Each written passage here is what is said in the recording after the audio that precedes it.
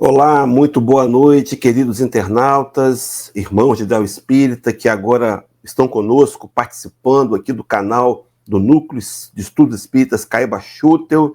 Seja muito bem-vindo. Feliz Natal, ainda dá tempo, 25 de dezembro. Estamos aqui para mais uma tarefa pública de promover a divulgação do Espiritismo. Uma alegria poder participar junto com os companheiros. E nós temos uma proposta especial para hoje. O tema Eu Vim para que Tenham Vida. Um tema que a gente vai abordar a questão cristã, mas também procurar entender que convite é esse. Que vida é essa que o Senhor está nos convidando e nos oferecendo? Então, que nós possamos ter aqui momentos muito especiais, de muita paz, de confraternização, para que, ao sairmos daqui, possamos, no mínimo, refletir um pouco mais sobre as palavras de Jesus. A gente vai fazer uma leitura preparatória e eu trouxe para os companheiros acompanharem do livro Caminho, Verdade e Vida. A lição é a de número 166, Posses Definitivas, e a autoria espiritual é do Emmanuel, pelas mãos de Francisco Cândido Xavier. Vou colocar aqui em tela cheia para facilitar aqueles que estão no telefone celular, por exemplo. E Emmanuel, para trabalhar essa mensagem, ele vai usar as palavras de Jesus em João 10, capítulo 10, versículo 10. Eu vim para que tenham vida e a tenham em abundância.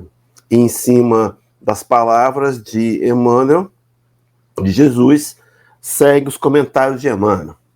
Se a paz da criatura não consiste na abundância do que possui na terra, depende da abundância de valores definitivos de que a alma é possuidora. Em razão disso, o Divino Mestre veio até nós para que sejamos portadores de vida transbordante, repleta de luz, amor e eternidade. Em favor de nós mesmos, jamais deveríamos esquecer os dons substanciais a serem amealhados em nosso próprio espírito.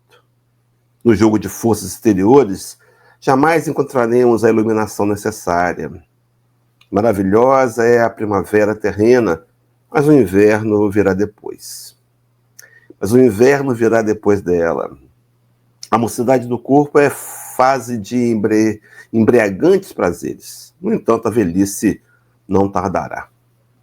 O vaso físico mais íntegro e harmonioso experimentará um dia a enfermidade ou a morte. Toda manifestação de existência na Terra é processo de transformação permanente. É imprescindível construir o castelo interior, de onde possamos erguer sentimentos aos campos mais altos da vida. Encher-nos, Jesus, de sua presença sublime, não para que possuamos facilidades efêmeras, mas para sermos possuídos pelas riquezas imperecíveis. Não para que nos cerquemos de favores externos, e sim para que concentrarmos em nós as aquisições definitivas. Sejamos portadores da vida imortal. Não nos visitou Cristo como doador de benefícios vulgares. Veio ligar-nos a lâmpada do coração à usina do amor de Deus, convertendo-nos em luzes inextinguíveis. Após essas palavras de Emmanuel, a gente convida os companheiros a fazermos juntos uma oração, fechando nossos olhos, ou não. Fique à vontade, mas traga à sua tela mental a imagem de Jesus. E juntos vamos dizer: Senhor, gratidão, Senhor, pelo teu Natal. Gratidão, Senhor, pela tua vinda a esse planeta, para nos deixar um caminho de ascensão moral. Gratidão, Senhor, pela tua complacência, pelo teu cuidado. Gratidão, Senhor, porque tu tens para com cada um de nós a compaixão, a misericórdia, entendendo que as fases às quais nós passamos, todas elas não são naturais, mas também, ao mesmo tempo, nos convidando, Senhor, a ascender para um nível mais alto. Nos abençoa, Jesus. Faz com que essa noite seja um desses degraus. Que essa noite seja aquele momento em que a gente possa olhar nossos próprios corações e gratos a Ti, pela Tua vinda ao planeta, saber usar os Teus ensinamentos para conquistar a felicidade, a paz, o equilíbrio que tanto necessitamos. Tu conheces cada coração que está conosco nesse momento, sabes também daqueles que vão ver essa palestra depois, aí na postagem, pelo YouTube. Que todos nós, Senhor, incluindo também os desencarnados, possamos receber agora o eflúvio de luz que emana do teu coração amoroso de irmão mais velho, que espera por nós, que espera pela nossa ascensão. Então, Senhor, nos abençoa. Abre nossos ouvidos e nossas mentes e permita que a minha fala possa ser pontual, ela possa alcançar os corações e cumprir com a tarefa de trazer o consolo, a paz, exaltar o teu nome de forma clara e precisa. Gratidão, Senhor. Fica ao nosso lado, nos conduz o pensamento, assim a gente continua dando seguimento a essa tarefa do Núcleo de Estudos Espíritas Caiba Schutel. Que assim seja, graças a Deus. Muito bem, queridos companheiros, eu vim para que tenham vida. Esse tema, ele foi proposto pela nossa irmã Filomena Queiroz, que tem um canal muito interessante aí no YouTube também, o Consolar e Esclarecer. E, na verdade, ela nos solicitou essa informação, esse tema, inclinado para a questão do Natal. Então, a gente vai aproveitar e vai começar discorrendo, lembrando que essas palavras de Jesus, o tema da palestra, é parte do versículo 10, que nós já lemos, a leitura preparatória, é a parte final do versículo 10 do capítulo 10. Então, eu vim para que tenham vida, ali uma vírgula, e depois da vírgula, e a tenham com abundância. A proposta de Jesus nos convidando para uma vida abundante. Então, nós dividimos o estudo em dois momentos. Primeiro, pensar nesse eu vim. Ora, o Senhor veio. Veio e naquele momento que ele esteve conosco, nós não o compreendemos. Era natural, ele sabia que nós não o compreenderíamos. Os profetas haviam dito que nós o mataríamos. Sim, era difícil dizer para um homem bárbaro, bruto, violento, que era preciso amar inimigos, que era preciso perdoar incondicionalmente, que era preciso se tornar servidor para crescer no reino de Deus, que era preciso devolver o mal que recebemos com o bem. Ele sabia. Por isso que João Evangelista, quando registra o seu evangelho, no capítulo 1, no versículo 1, logo no início, ele vai dizer: veio para o que era seu e os seus não receberam. O Cristo veio e nós não o soubemos receber. Mas o detalhe importante é que ele veio. De qualquer forma, ele veio. Quero colocar aqui um asterisco para lá na frente a gente fazer uma ligação, esse de não termos recebido, mas enfim, ele veio. Ele veio porque ele tinha uma missão a cumprir. Ele tinha um compromisso com Jesus, ele tinha um compromisso com Deus. E nesse processo dele ter vindo, embora sabendo que nós o mataríamos, ele não se furtou de estar entre nós para nos deixar o caminho da ascensão moral. Mas ele veio e nós o matamos. Mas ele veio. Ele continua dizendo: eu vim. É por isso, meus irmãos, que lá no Evangelho de João, meus irmãos, Mateus agora, Mateus capítulo 9, versículo 36, há uma declaração de Jesus que vai fazer coro com essa ideia que nós estamos trabalhando, de que Cristo tinha uma missão, um compromisso com Deus. Lá ele diz: e vendo as multidões, teve grande compaixão delas, porque andavam cansadas e desgarradas como ovelhas que não têm pastor. Era o Senhor ali demonstrando a sua grande misericórdia, a sua grande compaixão. Essa compaixão registrada nas palavras de Mateus, de Levi, me fez lembrar o capítulo 6, item 5 do Evangelho segundo o Espiritismo, um texto assinado pelo Espírito de Verdade, Espírito da Verdade esse que é o próprio Jesus de Nazaré. Se você tiver uma dúvida, eu já disse isso aqui em outras palestras, mas nós temos um material, um artigo no Reformador de abril de 2011, feito pelo nosso companheiro Geraldo Campete Sobrinho. E lá ele imprime raciocínios que ele nos leva a um entendimento de ser Jesus, Espírito de verdade, os mesmos. No entanto, meus irmãos, isso não é crucial, não é fundamental. Fundamental é a gente ouvir o que esse benfeitor nos diz. E as palavras que ele registra, que Allan Kardec inclui no Evangelho segundo o Espiritismo, dizem assim: sinto-me por demais tomado de compaixão pelas vossas misérias, pela vossa fraqueza imensa, para deixar de estender mão socorredora aos infelizes transviados que, vendo o céu, caem nos abismos do erro. Veja, meus irmãos, a mesma compaixão, aquela mesma compaixão de olhar aquele rebanho sem pastor, perdido, mas o Cristo veio. E ele vem para estender-nos as mãos socorredoras. É claro, para resgatar-nos, nos reerguer, nos levantar, dizer que dificuldades fazem parte da vida, que pseudos fracassos são lições de aprendizado que nós podemos aproveitar e avançar. Emmanuel tem uma lição nesse Eu Vim, da Fonte Viva de 116, ir e ensinar. Emmanuel diz assim: poderia o Cristo haver mandado a lição por emissários fiéis? Poderia, meus irmãos. Poderia ter falado, como diz o texto, brilhantemente esclarecendo como fazer. No entanto, Emmanuel completa dizendo: preferiu, contudo, para ensinar com segurança e proveito, vir aos homens e viver com eles, para mostrar-lhes como viver no rumo da perfeição. Aquele que era perfeito, aquele que é perfeito, o espírito de maior evolução moral que a Terra conheceu, o nosso modelo, o nosso guia, o nosso exemplo, ele veio. Ele veio para mostrar-nos o caminho para a ascensão moral. Por isso que na mesma lição, esse ir e ensinar, a gente destaca a questão, ele preferiu vir. Poderia não ter vindo, mas preferiu vir. E de qualquer forma, sabendo que nós não entenderíamos, ele deixou-nos um legado, um caminho que nós precisamos repensar a importância que temos dado aos seus ensinamentos.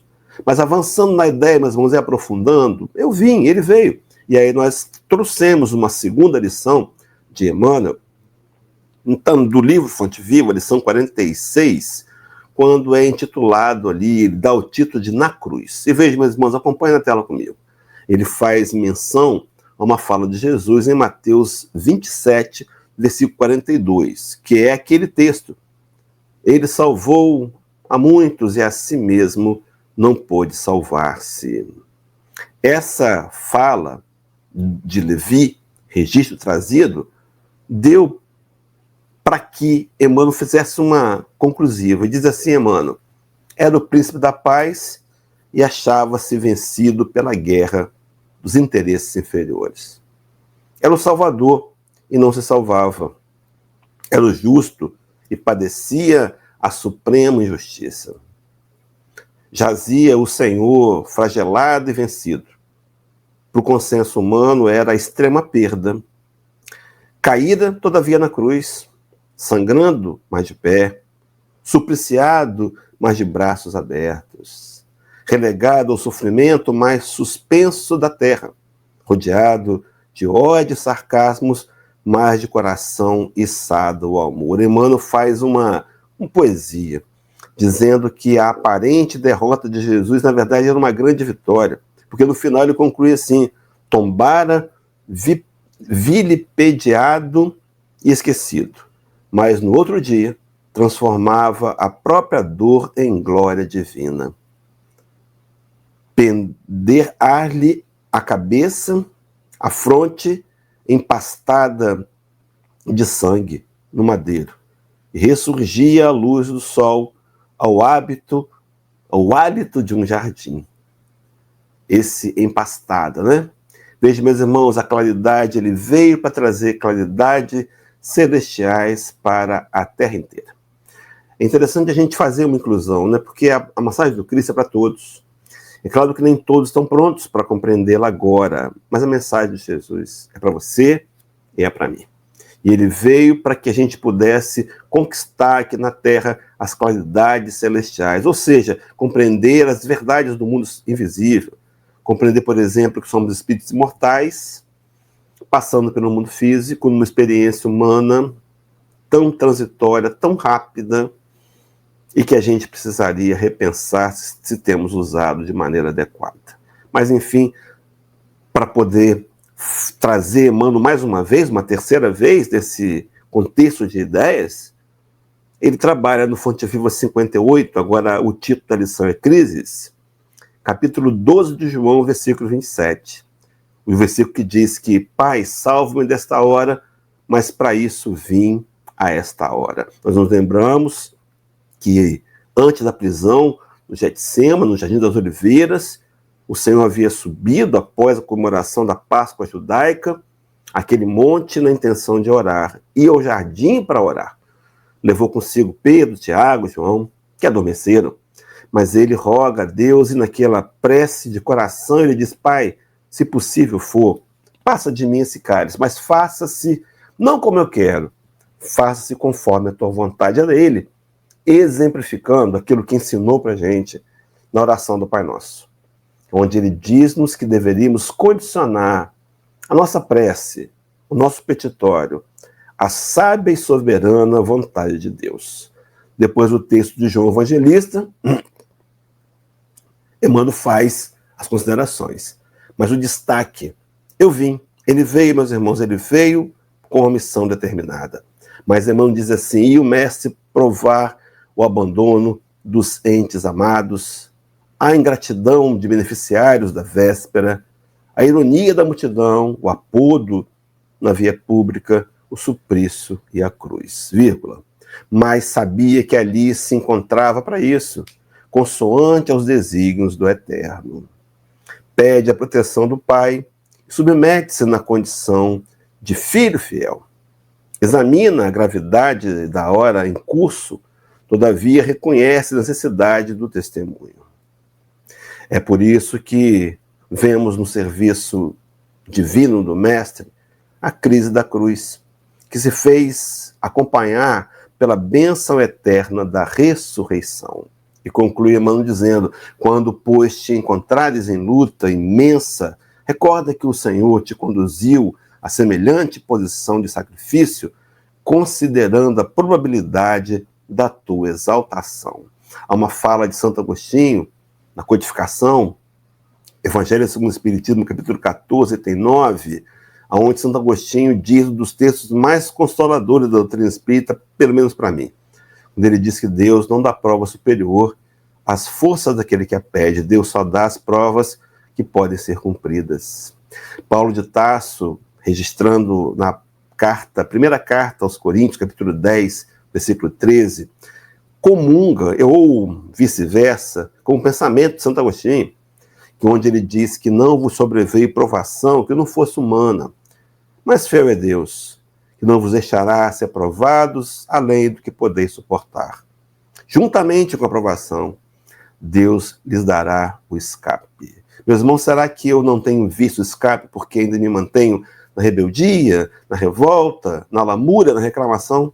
Não seria hora de começar a olhar para a dificuldade e entender, na fala de Emmanuel, que Deus só nos dá o sacrifício porque considera a grande probabilidade da nossa exaltação? Mas segue no texto, para seguirmos lendo juntos. E não te esqueças de que toda crise é fonte sublime de espírito renovador para os que sabem ter esperança.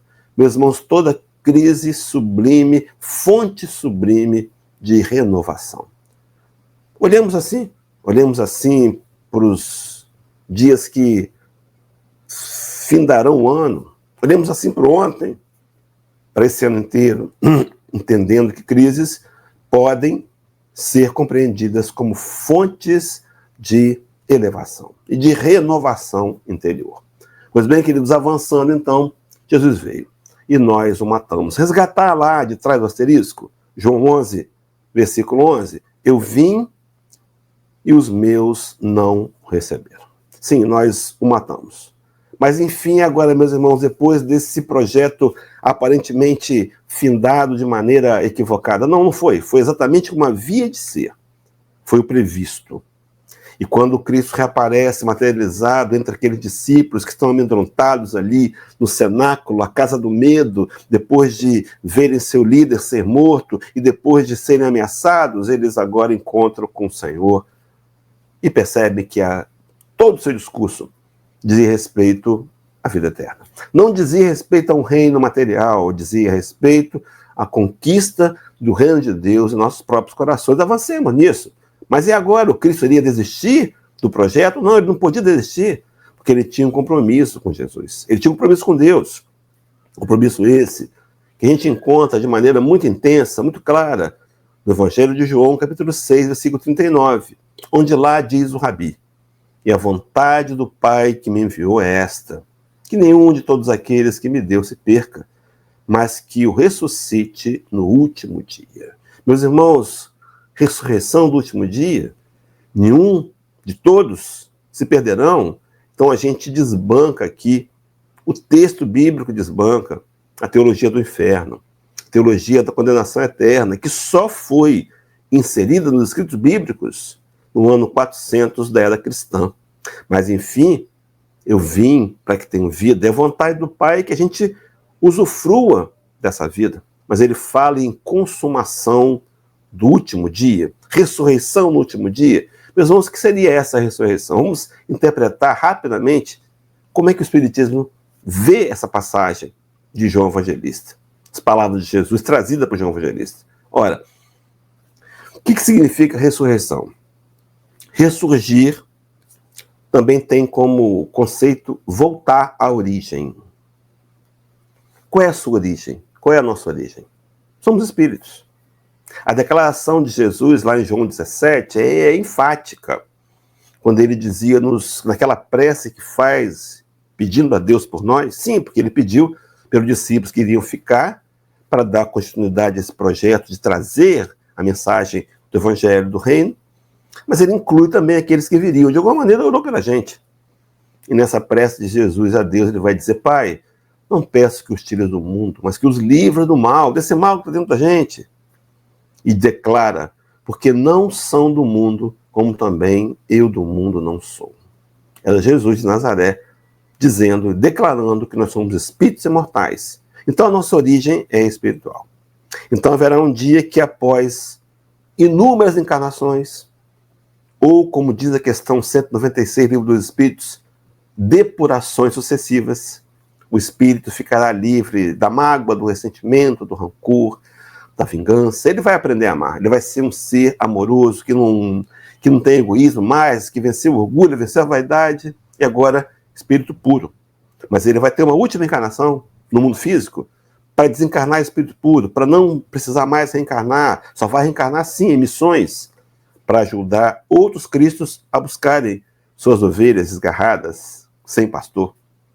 Nesse dia será a ressurreição do último dia. Nós voltaremos à nossa origem. Meus irmãos, é uma determinação do futuro, porque Deus quer que a gente se aproxime dele. E é claro que Deus, Pai amoroso, que quer educar seus filhos, nos permite, utiliza do método de que a gente recolhe da vida aquilo que nós demos à vida, a lei de causa e efeito, para que a gente possa medir resultados em nós mesmos e fazer decisões mais acertadas e mais seguras dentro da grande lei do amor. A grande proposta da vida é aprender a amar, meus irmãos. Sim, porque Deus é amor. E na medida que nós amamos, nós conhecemos a Deus. Na medida que nós não amamos, nós o desconhecemos. Palavra de um evangelista no primeiro epístola, capítulo 4, que escreveu para a igreja da Ásia Menor. Mas, enfim, desde o Velho Testamento, há uma declaração do profeta Ezequiel, capítulo 33, versículo 11. Ezequiel é tido como um dos profetas maiores por conta do tamanho do livro, e ele vai dizer: disse-lhes Jeová, a palavra de Jeová: vivo eu, diz o Senhor Deus, que não tenho prazer na morte do ímpio, mas em que o ímpio se converta do seu caminho e viva. A ideia de vida vem sempre constante. Eu vim para que tenha vida, eu vim para que viva. Que vida é essa? Vamos chegar lá daqui a pouquinho.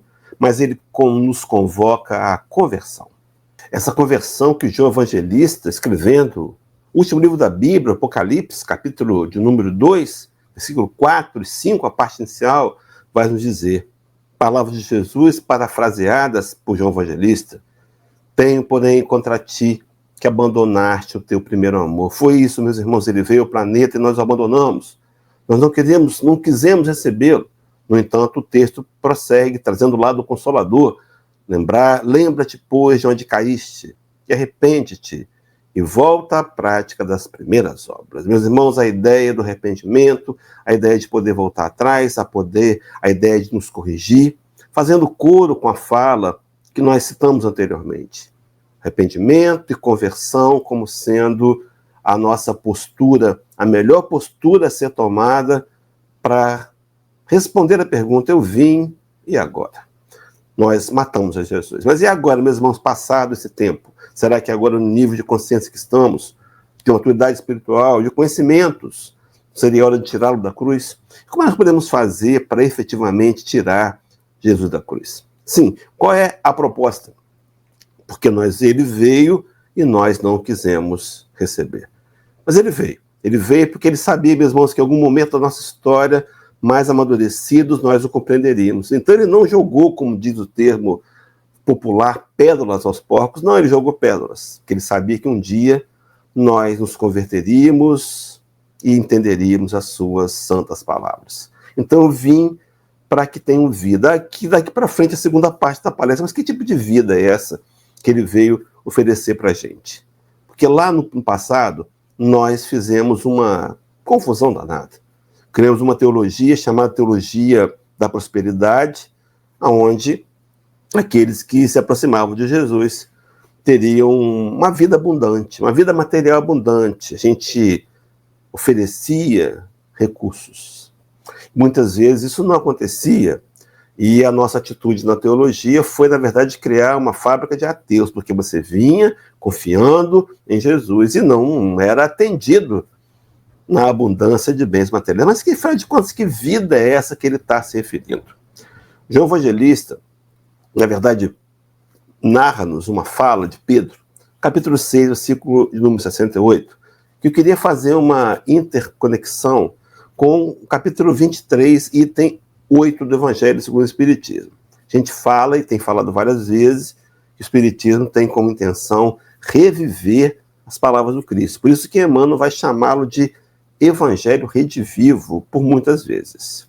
Mas, enfim, primeiro texto, a palavra de Jesus, e Pedro diz assim, aquele momento crucial, né?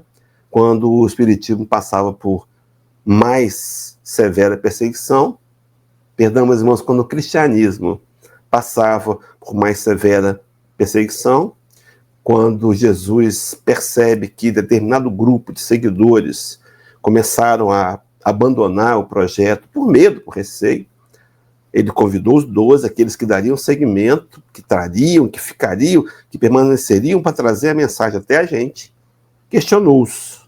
Não quereis vós também fazer o mesmo? E Pedro, então, trouxe aquela pedra, uma das suas pedras, né? Respondeu-lhe, pois, Simão Pedro, Senhor, para quem iremos?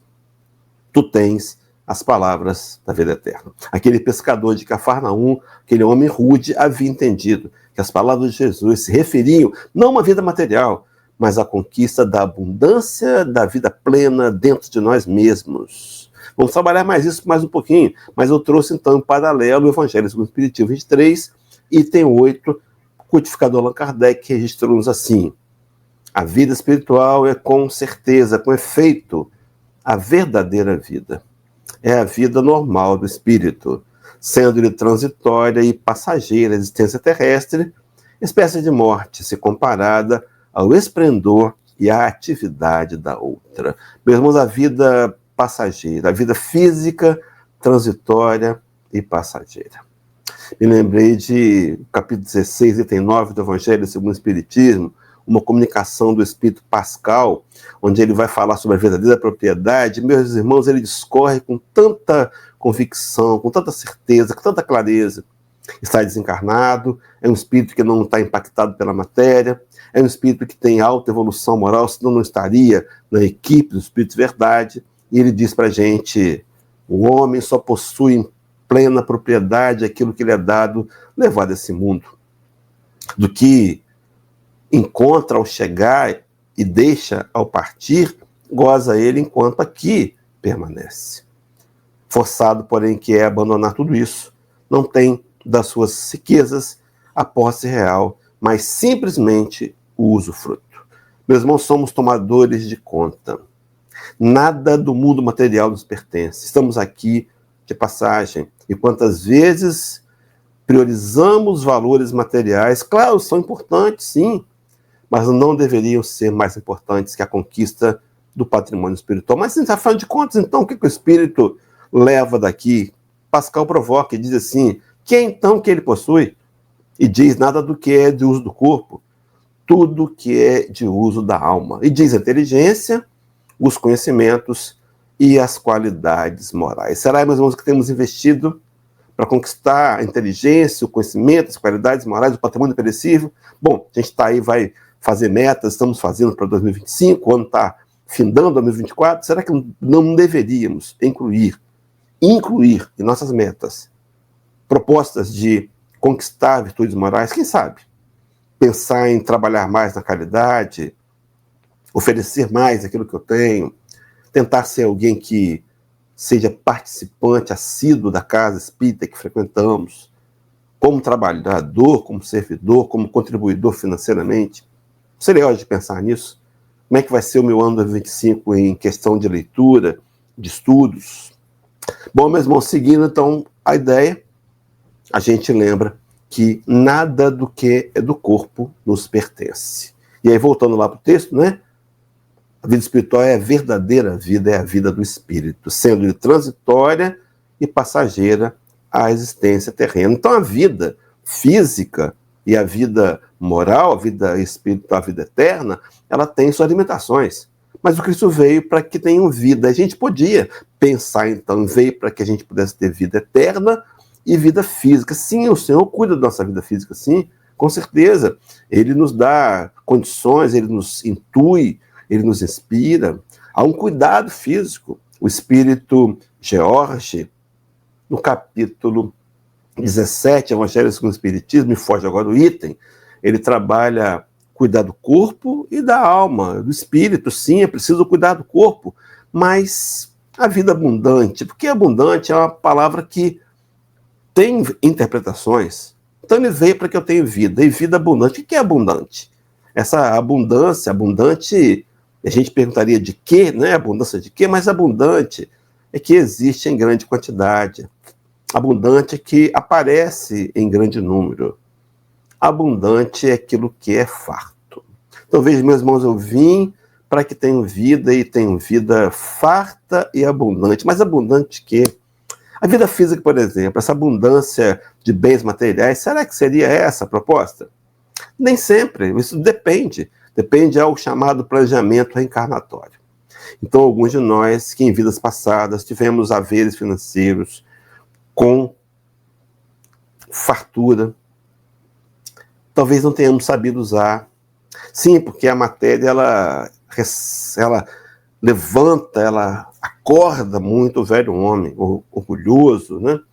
Que se acha melhor do que os outros porque tem patrimônios.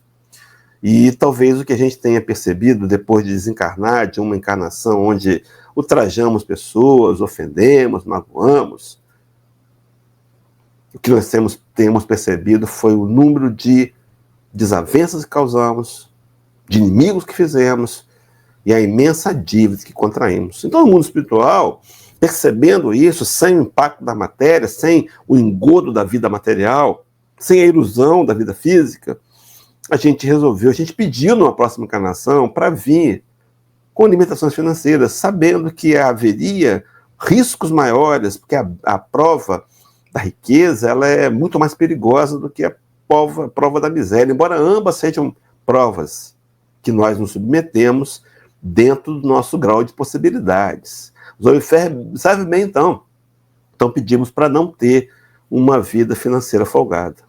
Então não adianta a gente pensar em vida abundante como sendo uma promessa para as coisas materiais. Isso vai depender da nossa programação reencarnatória, do que nós planejamos.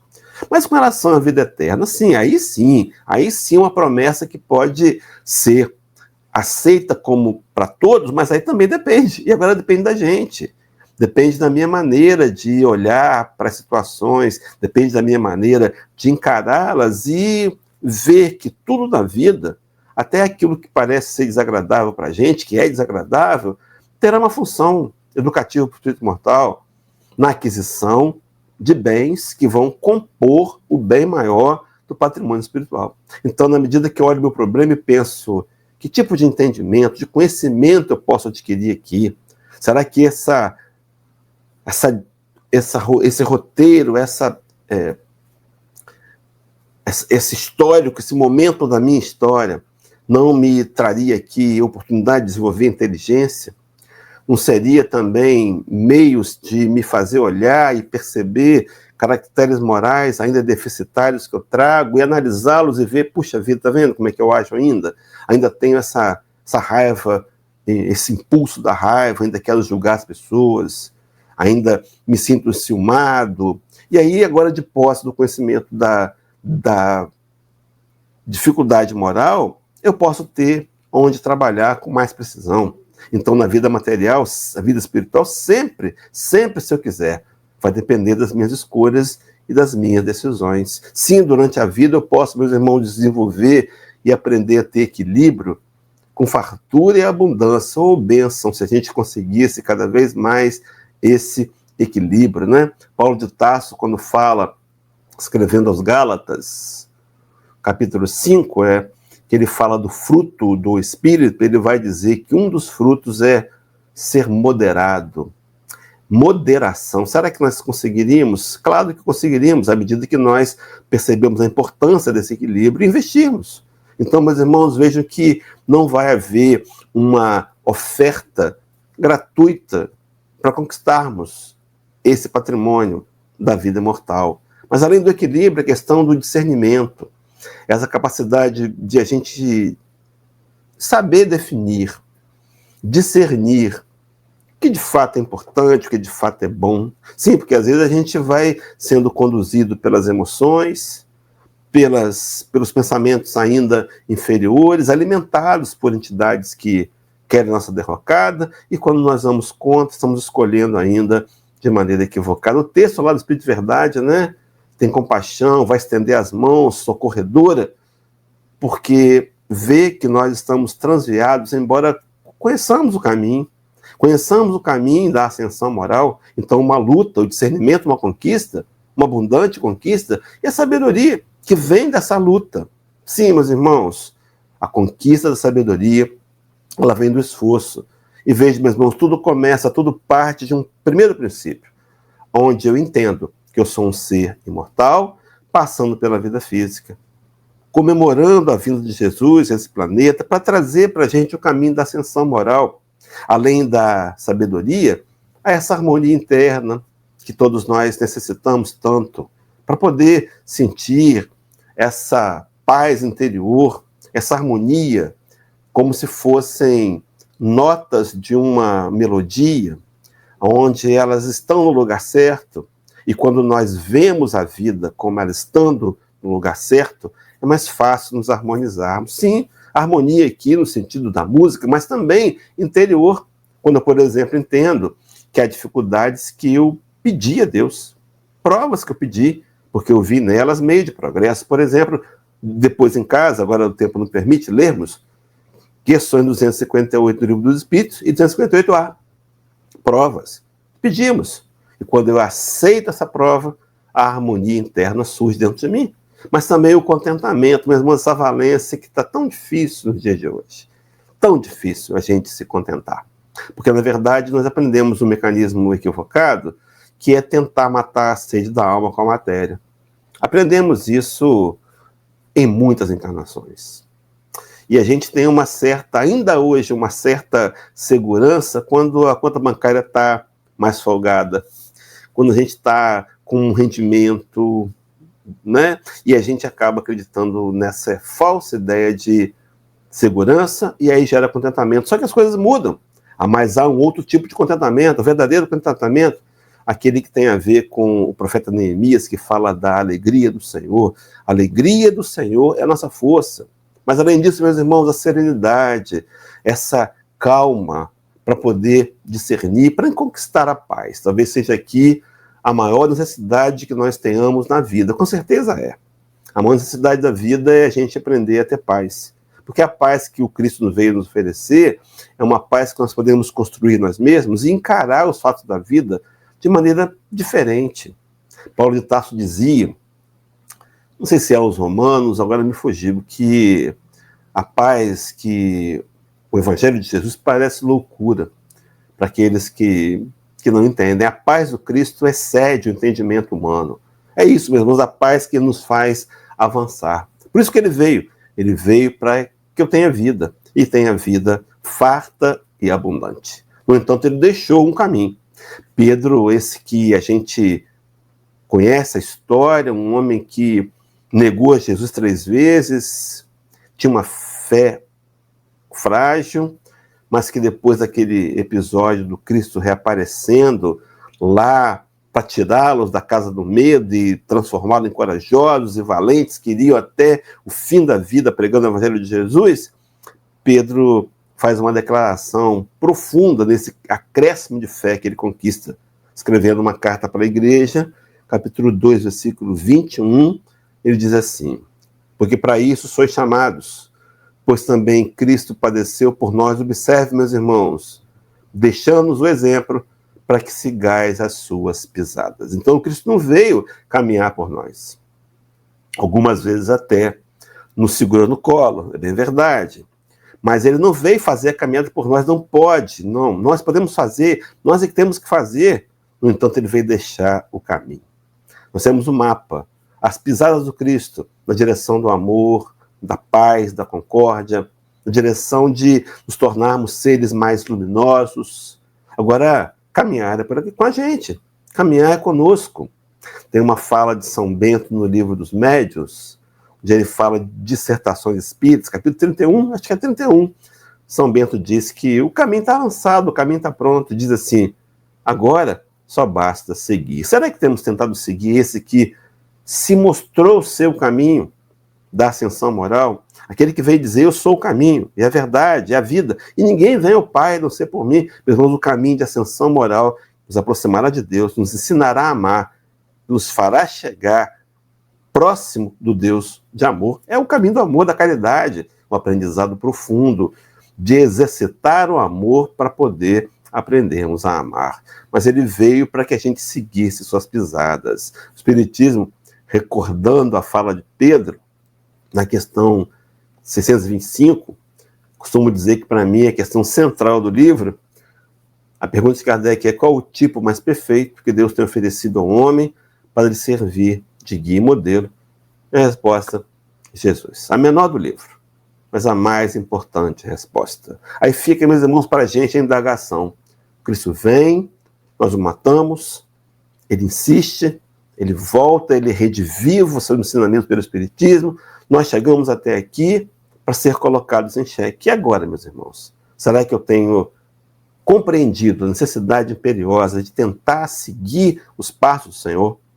Pois bem, lá em Mateus 11, 28 a 30, a gente encontra um dos textos mais conhecidos da literatura bíblica. Quando Cristo faz aquele convite, vinde a mim, todos vós, estáis cansados, oprimidos, e eu vos aliviarei. O convite de vir a Jesus para receber o alívio. Meus irmãos, esse vir ao Cristo, é claro, nessa vertente primeira, é o do consolo. Qual é a sua dor? Vá a Jesus, entregue a Jesus, diga para ele, peça ajuda. A promessa não será de resolver de imediato os seus problemas, mas o alívio, sim, o alívio que me acalma e me faz refletir e me faz pensar em soluções. Vinde a mim e eu vos aliviarei. Só que tem um complemento. O texto quase nunca é lido. Tomai sobre vós o meu jugo. E veja, meus irmãos, e aprendei de mim, que sou manso e humilde de coração, e achareis descanso para vossas almas. E completa dizendo, porque o fardo é leve, o jugo é suave, mas aprendei de mim. Será que temos tentado aprender de Jesus? Não da história, porque a história é fácil. Aprender do seu caráter, da forma que ele conduzia-se, da forma que ele viveu, do seu amor incondicional. Bom, mas aí o texto para completar, porque o meu jugo é suave e o meu fardo é leve. Então vinde a mim e eu vos aliviarei. Esse texto, meus irmãos, ele tem duas interpretações interessantes. A primeira nós já citamos aqui. a parte consoladora, mas pode ser também entendido: vinde a mim, o Cristo convidando, vinde à categoria dos Messias, vinde, evolua hoje, dentro do seu limite de possibilidade, faça o seu esforço maior dentro das possibilidades reais. Sim, porque cada um de nós vem em planeta, encarnamos aqui com uma ascensão, um progresso possível. Não podemos ir além. Na grande maioria das vezes, não atingimos esse objetivo. Mas podemos, hoje, daqui para frente, dia 25 de dezembro, próximo do novo ano, começar a aproveitar melhor esses momentos, esse tempo, nos resta para aproximarmos de Jesus. Então o texto: eu vim para que tenham vida e tenham em abundância. Quero começar a fazer o fechamento com uma fala de Emmanuel no livro Caminho, Verdade e Vida, lição 166, com o título Posses Definitivas. Toda manifestação da existência na Terra é processo de transformação permanente. É imprescindível, meus irmãos, é imprescindível construir o castelo interior de onde possamos erguer sentimentos aos campos mais altos da vida. Essa ideia de construir os castelos interiores, os sentimentos interiores. Quando Cristo foi indagado pelos doutores da lei, lá em Lucas 17, 21, de onde viria o seu reino? Porque o Cristo havia falado para aqueles homens no reino de Deus por 51 vezes. Ele falou 26 vezes em reino de Deus e 25 reino dos céus. Por meio de parábolas, citações. E aqueles homens estavam curiosos, se perguntaram quando virá. Imaginavam o reino material. Esperavam um Jesus estrategista que fosse juntar um exército dentre homens debilitados, fracos, para vencer o Império Romano. É algo surreal. Era impossível vencer o Império Romano. Mas eles acreditavam assim. Daí as perseguições de olhar Jesus. Não era esse o homem que eles queriam. Não era esse o general que eles esperavam. Mas, enfim, olharam para aquele homem e: quando virá o teu reino? De onde virá o teu reino? E o Cristo declara que o reino de Deus está dentro de nós. Esse trabalho, meus irmãos, é a mão do Cristo estendida para que a gente possa fazer a nossa parte e segurá-la firme. Segurar firme na mão do Cristo, para que Ele possa nos conduzir pelo caminho da ascensão, pelo caminho do progresso. Há uma história que você já ouviu tantas vezes, eu vou trazê-la aqui adaptada para o Espiritismo. Certo seguidor ouviu do Cristo a promessa de que Ele jamais o deixaria só. É lá em Mateus 28, 20, eis que estou convosco todos os dias, até a consumação dos séculos. A consumação dos séculos, esse ressurreição do último dia, tem uma conexão. Nunca deixaria só. E quando a vida passou, depois da encarnação, o seguidor do Cristo foi analisar, foi ver a caminhada. E isso acontece observando 2 pares de pegadas na areia. E, curiosamente, os momentos mais difíceis, aquele homem só enxergara 1 par de pegadas. E quando pôde, encontrou-se com o Senhor, indagou dele, disse: puxa vida, Jesus, você falou comigo que nunca ia me deixar só. Justamente nas horas mais difíceis você me abandonou.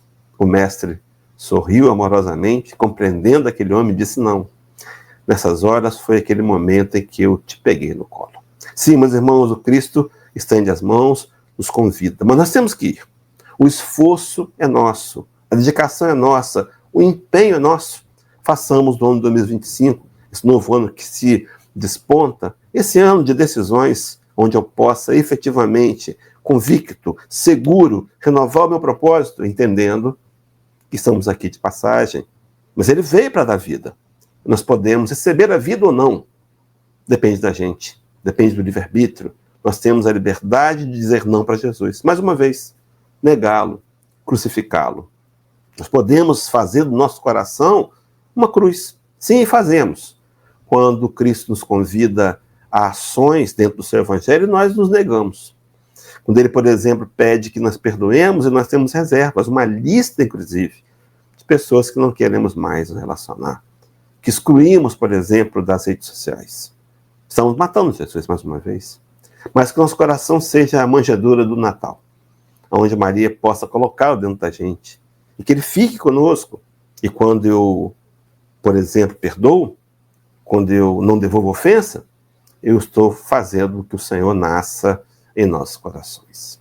Que possamos, meus irmãos, sair daqui gratos a Jesus pelo Natal, pela sua vinda ao planeta, porque ele veio, nos deixou um caminho de ascensão moral e pedindo a ele forças para a gente poder, de maneira nenhuma, desviar desse caminho. Ele disse isso lá, para concluir, no grande sermão chamado profético, capítulo 24 de Mateus, versículo 13, que aquele que perseverar até o fim, esse será salvo.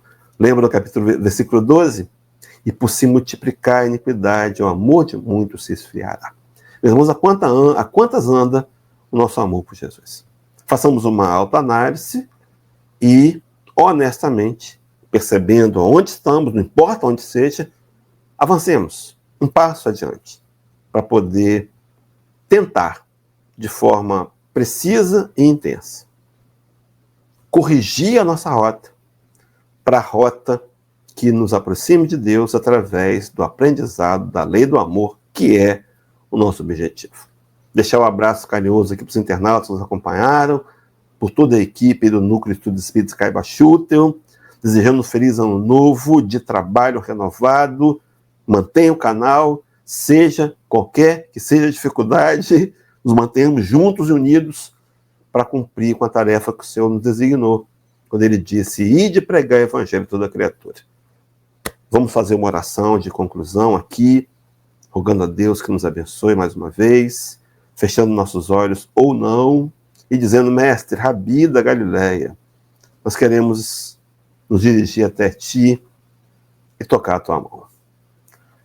E acolher, ser acolhido por ti, nesse abraço de luz, onde tudo nos vai aproximar do teu peito, nos acolher, nos renovar as energias e a força, dizer que nos entende, que nos aceita, mas ao mesmo tempo cheio desse amor de irmão mais velho, esse amor fraternal, tu nos convida a tomar atitudes. Que possamos sair daqui, Senhor, dessa live, nesse dia que nós convencionamos comemorar o teu aniversário. Possamos sair daqui reflexivos, pensando seriamente e honestamente o que podemos fazer, Senhor, para te seguir de mais perto. Sim, porque haverá um dia que venceremos o velho homem e nos encontraremos contigo face a face aqui na linguagem paulina.